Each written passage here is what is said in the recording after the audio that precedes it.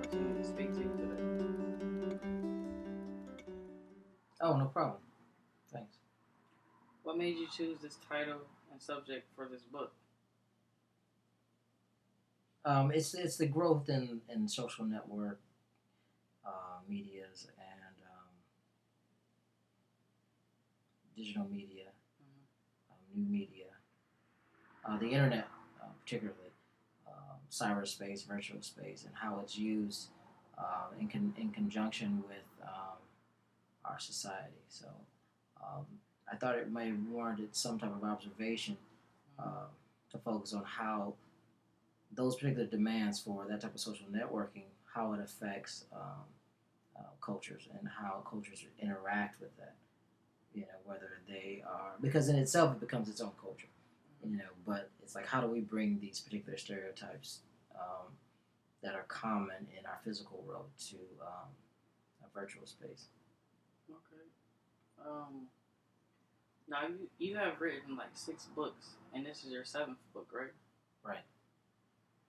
What makes this book so much different from all the others? Well, the others, well, they all kind of dealt with social commentary. Some with a more narrative base, and some with a more academic base. I would say this particular study uh, allows for a focus on what's happening currently, whereas the others are more like observation of past events or a speculation of a future. Whereas this is more existential. It's about what's happening now with this kind of explosion of technology and a new way to communicate. It's more immediate. Um, I think this particular book takes advantage of that and the usage of that and how to bring a message more immediate to the public. What type of pattern or style are you trying to set as a trend or for other writers? I don't know if I'm necessarily trying to set a trend or a particular style.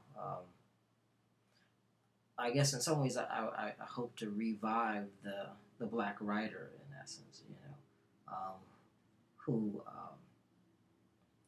speaks from a focused perspective, a cultural perspective, but yet the the result is a universal message. I guess as far as style, well, I think every writer has their own voice, so I don't know what I can tell anyone about style, but if anything, you have to be honest in your work. Sure. What what writers do you idolize or enjoy reading? Um, James Baldwin, I would say, is one of my favorite writers.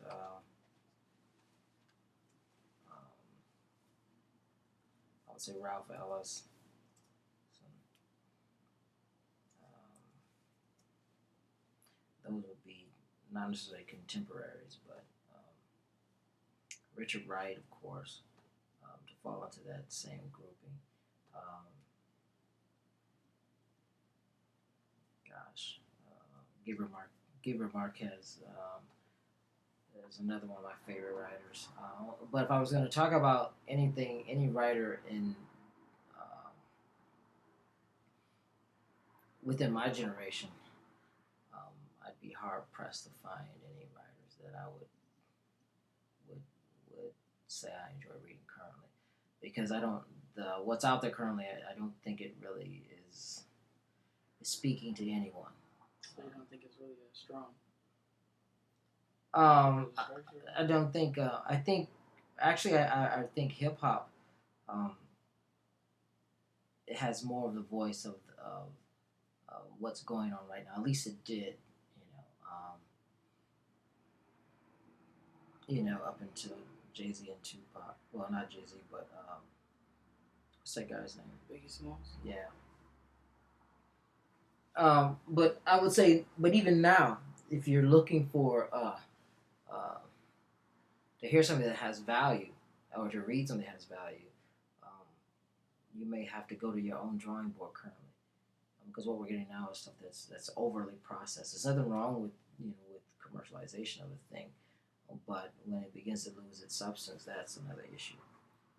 So I mean, I kind of have for underground writers and underground artists in general. I'm more aching to appeal to them than I am to who's currently on the top 10. Um, so do you enjoy writing more than you enjoy teaching? Oh yeah. Um, teaching I think is a way to kind of experiment with the thing that you're writing about. How to introduce it to a community that can analyze it and give you feedback. But the way education is changing, it's not so much about um, critical thinking as it is about, I would say, production or creating a consumer that can be in and out of the educational complex, industrial complex, graduate, get a job, and kind of fall in line to the social norm.